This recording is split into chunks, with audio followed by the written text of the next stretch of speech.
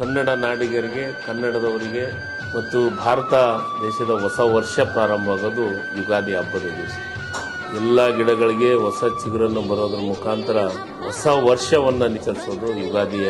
ನನ್ನ ಸೋದರ ವೆಂಕಟೇಶ್ ತಂಗಡಿಗಿ ಮತ್ತು ನನ್ನ ಇಬ್ಬರು ಸುಪುತ್ರರು ಸೇರಿ ಈ ವರ್ಷ ಕನಕಗಿರಿ ಕ್ಷೇತ್ರದೊಳಗ ಈ ಒಂದು ಹೋಳಿ ಹಬ್ಬವನ್ನು ಆಚರಿಸ್ತಾ ಇದ್ದಾರೆ.